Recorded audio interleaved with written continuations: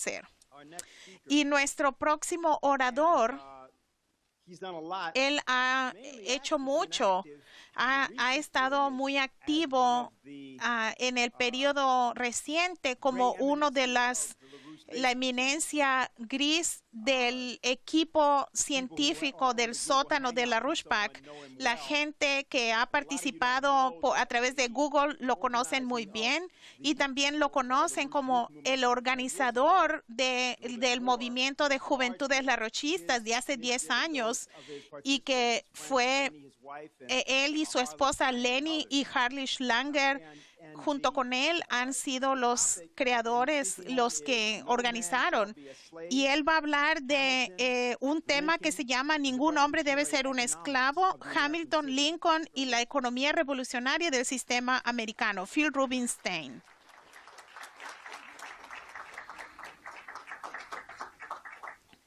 Okay. Muy bien. Well, I got too old for it, is what happened. But Ya me volví muy viejo. Eso es lo que sucedió. Pero todavía puedo pararme.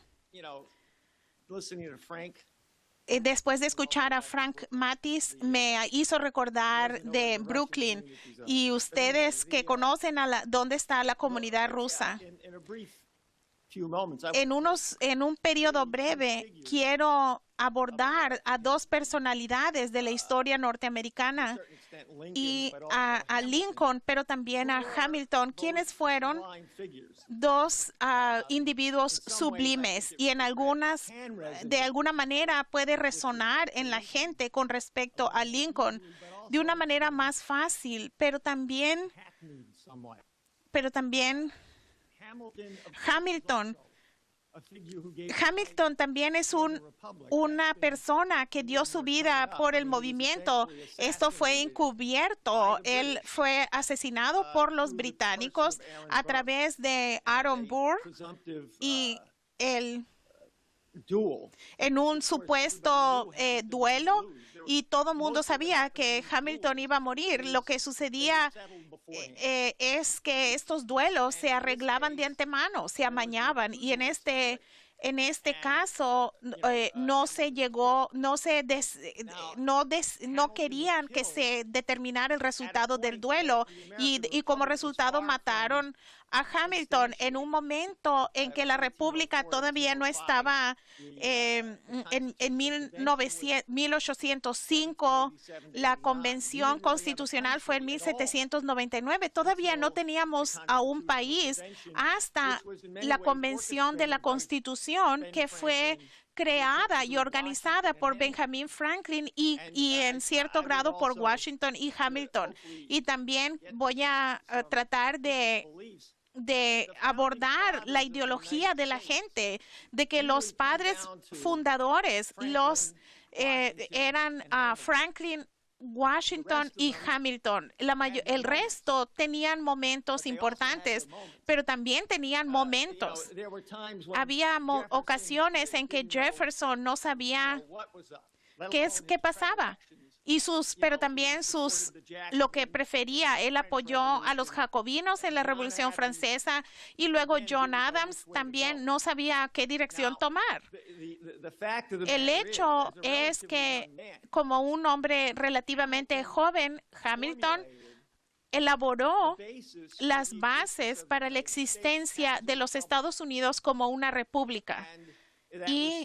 Y esto se veía en la Convención Constitucional, se pudo apreciar. Si se ve a Estados Unidos hoy día, la idea de los derechos de los estados, la idea de la primacía de los derechos de los estados, que sí existen en gran porción de los Estados Unidos, el sur, el oeste, todo tipo de lugares en el medio de los Estados Unidos, pero la verdad es que no había los Estados Unidos bajo los artículos de la Confederación. Los Estados Unidos estaban a punto de ser recolonizados por los británicos, utilizando el libre comercio basado en los estados, en el que cada estado buscaba tomar ventaja bajo condiciones de libre comercio, bajo las condiciones de que no había una moneda nacional, no había una capacidad de crear un ejército, nada. y the Constitutional Convention y la Convención para la Constitución fue en torno de cuántas concesiones se le iban a otorgar a los estados. Y el representante a quien se le acusó de incluso ser un monarquista fue Hamilton. Y esta acusación surgió porque él quería una presidencia fuerte y un gobierno central fuerte. Combinado con esto, tanto en los periódicos federalistas, y esto es parte de Nueva York. Los periódicos El Federalista fueron escritos para el pueblo de Nueva York, no para las 13 colonias, aunque sí se circularon. Pero el titular era: esto es escrito para la ciudadanía de Nueva York, para organizar al estado de Nueva York para ratificar la Constitución, que fue muy cerca, porque Nueva York siempre ha estado dividido entre lo que es Wall Street y la economía hamiltoniana, por otro lado. Y él escribió, y usted ve en la primera carta, y habla sobre la unión. No hay estados sin la unión, no existe. Y el preámbulo de la Constitución, por supuesto, dice para conformar una unión más perfecta, una frase a la cual voy a retomar en un momento. Y lo que propuso Hamilton en el informe sobre las manufacturas como secretario del Tesoro en el gobierno de George Washington, él hizo un informe sobre crédito público, un informe sobre las manufacturas, un informe sobre el Banco Nacional. Todos estos documentos eran una perspectiva, una sola idea: el gobierno federal, el crédito público, el Banco Nacional y el que la manufactura industrial iba a ser centralizada, y lo único que tenía valor en una economía era el desarrollo de los poderes productivos del trabajo, y esto se hace principalmente a través del progreso científico y en las tecnologías que usaba el poder del trabajo. Y él explícitamente hizo polémica en contra de la concepción de Jefferson de una confederación atrasada, rural, de estados independientes.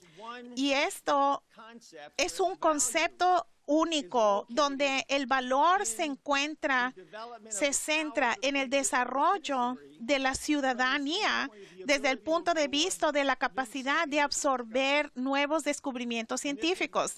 Y iba a ser una república para el futuro. Para 1805, 1804 teníamos la presidencia de Adams y luego Jefferson, y todo esto casi se perdió. No teníamos una marina,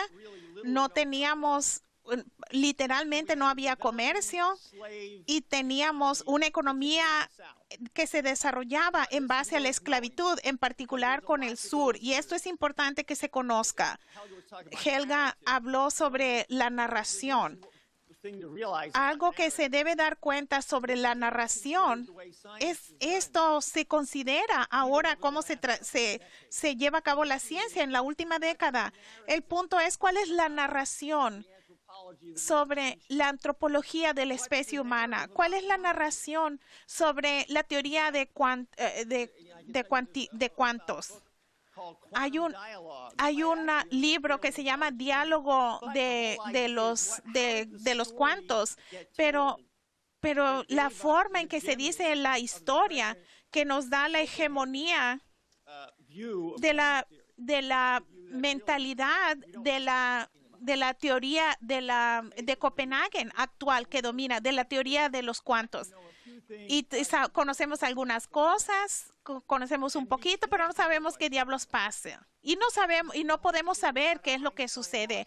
Y hay una historia sobre cómo Einstein perdió un debate. Y si leen sobre Einstein, se le menciona como si fuera un dinosaurio que hizo unas cosas brillantes cuando era joven y después no tenía nada importante que decir. Esa es la narración. Una de las narraciones es exactamente esta cuestión de los británicos, porque Hamilton sabía que los británicos eran el enemigo. Él no era un seguidor de Adam Smith. Es importante conocer que Hamilton tenía una asociación en contra de la esclavitud, como Benjamin Franklin también se sumó a esto. ¿De dónde proviene la esclavitud? A diferencia de la opinión popular, no teníamos la esclavitud. Si nos remontamos al siglo XVII, había algo que eran los siervos de por vida, pero no había una esclavitud. En otras palabras, hay una diferencia entre aquel que se le contrata y se le mantiene por parte de su vida, como en la gente de Europa, y la gente que es una propiedad. Y la propiedad se adquirió durante las plantaciones de tabaco, y fueron los británicos quienes trajeron a esas personas. Tal vez ustedes escucharon del padre, se le presenta como al abuelo de la Constitución norteamericana, a John Locke, pero que en realidad se le rechazó. Y se dice la vida, la prosperidad y la búsqueda de la felicidad. Y esa es una frase que proviene de Leibniz, la Constitución de Locke, de John Locke, que fue la Constitución de Carolina del Norte, Carolina del Sur, y es lo que se le conoció como la Constitución de los Confederados, que era la vida, la libertad y el derecho de la propiedad. Y ellos, cuando hablaban de felicidad, en verdad hablaban de la propiedad. Estos son los confederados. Y nadie había dicho la vida y la libertad y el dinero, aunque mucha gente hoy día se sentiría cómodo diciendo la vida, la libertad y el dinero. Mis acciones, soy un accionista. Pero la verdad es que eran los británicos. Por ejemplo, John Locke estaba en la junta de la compañía de comercio anglo-africana, y ellos son los que dirigieron la esclavitud desde África Occidental. Y los británicos no estaban interesados en la esclavitud, estaban interesados en vender esclavos, y que en el siglo XIX lo hicieron a través de la monarquía española. La Constitución norteamericana, Hamilton y Benjamin Franklin pensaron que la esclavitud se iría a la quiebra, y casi sucedió, y fue debido al derrumbe de las ideas de Hamilton y la introducción de una economía de libre comercio que se volvió a imponer la esclavitud a principios del siglo XIX, y en particular alrededor de la Convención de Hartford de 1814. Y desde entonces la esclavitud fue la fuerza dominante en el sur, en particular. El comercio de algodón, el comercio de los esclavos, y por supuesto llevaban a la gente de la costa del este de los Estados Unidos hacia el sur, Alabama, Mississippi, etcétera, porque es ahí donde se cultivaba el algodón. Y Virginia dejó de ser un estado grande en la esclavitud y se convirtió en un estado productor de esclavos, porque en cierto momento se prohibió el traer más esclavos. Y Virginia se convirtió en el principal estado productor de esclavos. De eso estamos hablando. Así que toda esta discusión de que la esclavitud no era tan mal y algunas plantaciones eran mejores es demente, brutalmente loca. Es como decir que si el campo de concentración de Auschwitz era mejor que otro campo de concentración, y que era dirigido por gente un poco difícil. Ese es el tipo de cosa que enfrentamos cuando se dice, el comercio de esclavos fue menos o no fue tan malo, pero esto fue un infierno. La realidad de la situación que fue el deshacerse de Hamilton y del Banco Nacional y de la economía de Hamilton fue fundamental en introducir la esclavitud. El Banco Nacional es la soberanía nacional sobre la moneda y la economía de la nación. Y Hamilton, su informe sobre el crédito público, y ahora tienen una idea de eso. Y porque la mayoría del pueblo, de la población, no sabe lo que es el crédito. Ellos piensan que el crédito es una tarjeta de crédito.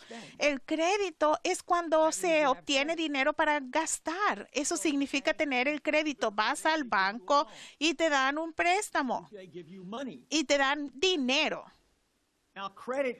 Pero crédito significa tener un futuro. Se puede emitir crédito bajo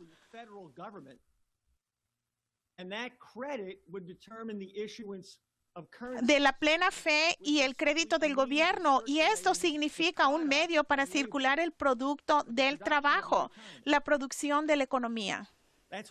Es por eso el por qué el dinero no tiene valor. El dinero es simplemente una forma de intercambio. El crédito representa la intención de la nación en torno a su desarrollo económico, en torno a las ideas de frontera como el canal Erie. O bajo Franklin Roosevelt, la autoridad del Valle del Río de Tennessee, o proyectos hidroeléctricos, y bajo Lincoln el tren transcontinental y todo aquello que desarrolló agricultura y la minería. La gente piensa que la Universidad de Texas A&M es un equipo de fútbol, o tal vez significa en inglés hormigas y otros animales, pero en verdad es una concepción de invertir en el crédito de la nación. Y como Hamilton dijo, no había un problema con el crédito mientras se tengan los medios de usarlo. Y lo que significó, lo que quería decir, es que en el crecimiento de la economía se produce la capacidad superávit que va a permitir pagar, por así decirlo, el crédito.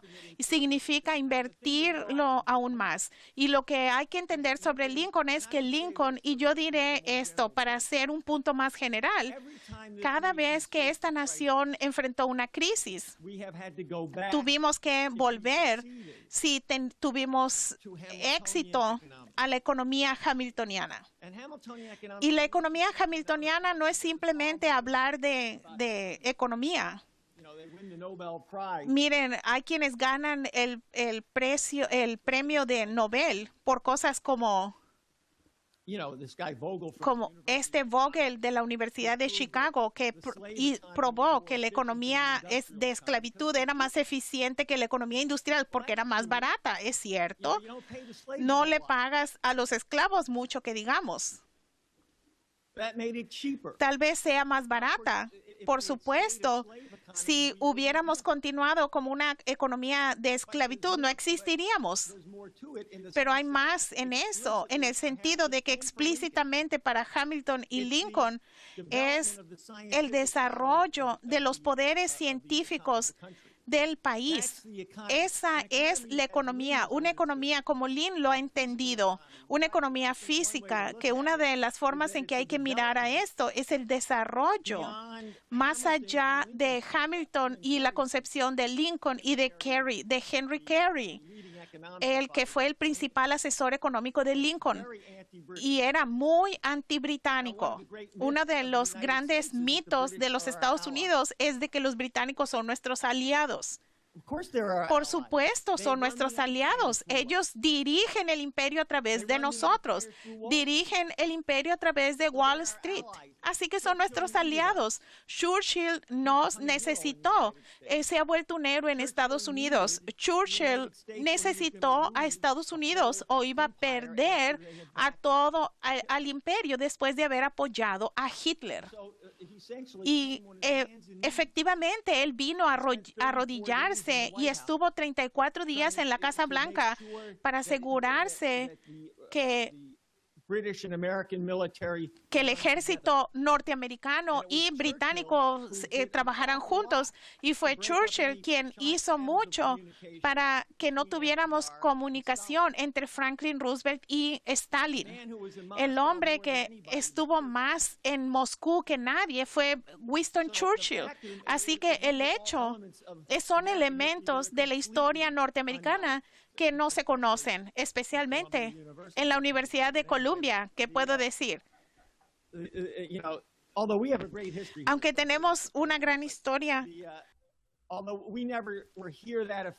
aunque no vamos a escuchar de eso mientras la escuela funcione en condiciones normales, pero de cualquier manera, Lincoln era un economista hamiltoniano. Toda su política era las mejoras internas, el Banco Nacional, etcétera. Fue la política de Hamilton. Y efectivamente, cuando Wall Street no quiso financiar al ejército de la Unión, Lincoln regresó a la economía hamiltoniana. Él dijo, bien, el gobierno federal va a emitir crédito bajo el cual va a crear el ejército de la Unión. Y por supuesto, Lincoln lo que él decía era el punto de Hamilton: no hay estados. Efectivamente, de hecho, no reconocemos la secesión. No es posible de que un estado se aleje, se abandone. No hay estados sin que haya una unión. Habían en los artículos de confederación, había 30 colonias que iban a ponerse bajo el dominio de los ingleses nuevamente. Así que Lincoln, ese fue el fundamento por el cual Lincoln libró la guerra. Es por ese motivo que usted tiende a encontrar algo mucho más interesante sobre la unión, aunque había cierta cantidad de inteligencia en la población, y claramente en aquellos que se metieron al ejército de la Unión. No eran un pocotón de rebeldes, no tenían un grito de rebeldes, no asustaban a la gente de esa forma. Tenían un sentido genuino de una misión. Y creo que es importante entender que Lincoln, cuando contendió por la presidencia, tuvo que venir a Nueva York. Y vino a Nueva York a dar el discurso en Cooper Union, porque sin el apoyo de la facción de Seward y de los republicanos del estado de Nueva York no hubiera podido ganar la presidencia. Y creo que el discurso de Cooper Union, si la gente tiene la oportunidad de estudiarlo, es uno de los más abarcadores y discursos brillantes sobre la historia verdadera de Estados Unidos. ¿Qué hizo Lincoln? En medio de emitir el billete del dólar, financió al ejército de esa forma y financió la industria estadounidense y financió la construcción del ferrocarril transcontinental, que empezó a construirse durante la Guerra Civil y no terminó de construirse sino hasta el 69. Esas son cosas que la gente debe de pensar cuando dice, ¿por qué no tenemos un programa espacial? No tenemos el dinero, no podemos darnos el lujo. ¿Por qué no tenemos un mejor sistema educativo? Pues no tenemos plata, dinero. ¿Por qué no arreglamos los baches en la carretera? No tenemos dinero. Esta es una pregunta muy interesante para los estadounidenses. ¿Verdaderamente somos tan estúpidos? No tenemos dinero para un programa aeroespacial. No tenemos dinero para todas estas cosas. ¿Y cuánto dinero? 100 millones, 1.000 millones de dólares, 200.000 millones de dólares. Tenemos, digamos, 2.200 trillones en Citibank. Por supuesto que sí. Para rescatar a Citibank. Lo tenemos en un minutito. Simplemente en parpadeo de los ojos. Gastamos 750.000 millones de dólares en el rescate de los bancos, 23 billones para el rescate de los bancos. Escuché que el Banco de América, por ejemplo, acaban de descubrir que el Banco de América estaba usando dinero de los depositarios, o sea, dinero que había depositado el gobierno federal, y lo estaba mandando a sus sucursales europeas para usarlo en inversiones que hubieran sido ilegales en Estados Unidos. ¿A dónde van a ir con eso? Pero acaban de descubrir eso ayer. Aquí está el asunto, la verdad. El sistema bancario de Estados Unidos hoy día es una empresa de Lampa. No es que este banco y aquel banco y qué banco hizo qué cajera hizo qué cosa. No. Este esencialmente es una operación de Lampa. JP Morgan Chase, que pagó 14 mil millones en multa. Cuando Everett Dirksen era senador, 1.000 millones aquí. Tarde o temprano estamos hablando de plata de verdad. Aquí gasta 1 billón aquí, 1 billón acá, 100.000 millones de billones por allá. Y yo creo que estos son absolutamente, podemos juzgarlos bajo la ley de RICO, que es contra Lampa. Es imposible hacer nada honesto con los bancos son deshonestos. No puede haber honestidad de estos bancos. Lo que están haciendo no es lo que piensan que están haciendo. El hecho es que Hamilton, dentro de su concepto, había incluido una separación entre el crédito, los préstamos a la industria, a la agricultura, a diferencia de la especulación. Lincoln sabía que él estaba tomando el crédito federal y este fue el fundamento de la gran expansión de la industria y de la ciencia en Estados Unidos después de la Guerra Civil. Esto se convirtió en algo que hubiera sido el BRIC de la época, de haber tenido éxito nosotros, porque los rusos y los alemanes bajo Bismarck, China bajo Sun Yat-sen, tenían programas de los cuales estamos como los que estamos conversando hoy, incluyendo el del Estrecho de Bering, que verdaderamente era un proyecto para el finales del siglo XIX. Pero eso le dio media vuelta bajo el impulso hacia la Primera Guerra Mundial bajo el príncipe Alberto, que luego vino a ser Eduardo VII de Inglaterra. Luego de la mitad de las familias reales de Europa son parientes de la reina de Inglaterra. Pueden pensar ustedes en la reina Victoria como la abeja madre, ¿no?, que está produciendo toda esta caterva de huevitos. Es una forma de pensar en la realeza. Así pensábamos sobre la gente que andaba de Caspar Weinberger y demás, ¿no? Lincoln entendía de qué se trataba esto. Y Lincoln era un personaje que muchas personas fue, en cierto sentido, la última baja de la guerra civil. Y la gente sabía lo que eso significaba. Y él sabía cuáles eran las posibilidades. Él sabía de dónde venía, él sabía lo que tenía que hacer. Y él estaba comprometido totalmente con la economía hamiltoniana, porque él estaba comprometido a la idea de que el individuo, no voy a leer la cita, pero una sola cita, y basta. Él decía que la disputa entre el trabajo y el capital, dice que es lo primero, que es lo segundo. Y Lincoln, igual que Hamilton, decía, el trabajo viene primero. Es el trabajo el que necesita desarrollarse. Es el lado humano de la ecuación que crea el capital. No es lo contrario. Piensen cómo nos hemos apartado de esa idea. Ahora adoramos al dinero. Helga habló de la becerro de oro, de Baal. Nosotros amamos a Mamón. Recuerda lo que decía Franklin Delano Roosevelt. Hay que votar a los cambistas de dinero del templo. Me odian a mí esa gente y yo les doy la bienvenida a su odio. Así que no tenemos políticos hoy en día. ¿Se atreven ustedes que piensen un político? Los bancos me odian y me encanta, ya que casi no se puede concebir. Debido a lo que ha hecho Lyndon LaRouche. Ese es un personaje que sí lo ha dicho. Me odian y yo los amo porque me odian. Pero tengo una situación, como dijo Helga y como Denis lo mencionó, de Grecia, BRICS, y necesitamos una nación americana que se apegue al sistema americano que desarrollaron Hamilton, Lincoln, que puso en marcha a Franklin Delano Roosevelt. Él hizo lo mismo y que hizo Lyndon LaRouche. Y en Lyndon LaRouche tenemos una persona que tiene un concepto universal que nos permite ver lo que se vio en Rusia, lo que se hizo en China, lo que se han hecho en otras partes, y tomar el papel que nos corresponde como dirigentes que comprometidos a este carácter de la especie humana.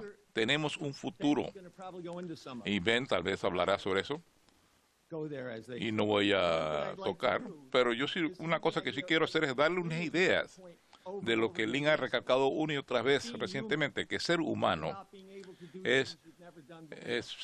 se trata de hacer cosas cosas que no se han hecho anteriormente, descubrir cosas, crear cosas.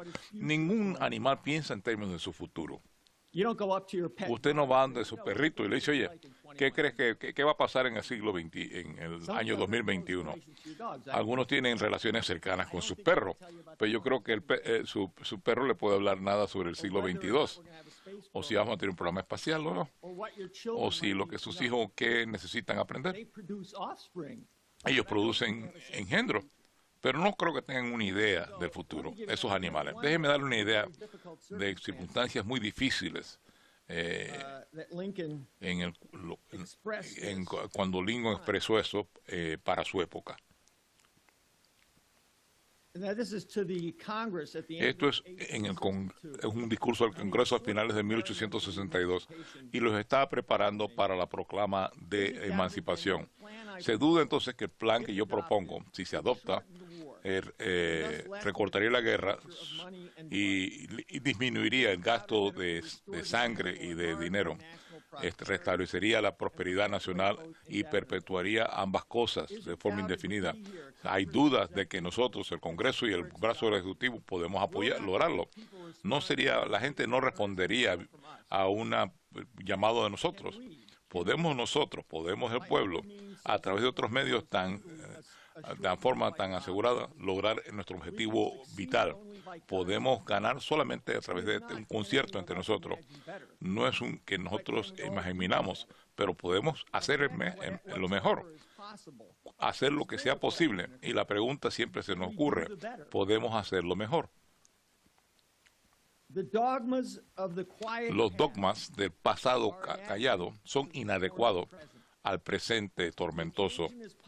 La ocasión la tenemos por delante llena de dificultades y tenemos que ponernos a la altura de la ocasión. Como nuestro caso es nuevo, tenemos que pensar de forma nueva y actuar de forma nueva. Tenemos que desengañarnos y entonces podemos salvar a nuestro país.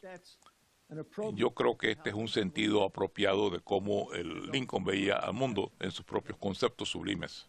¿De acuerdo?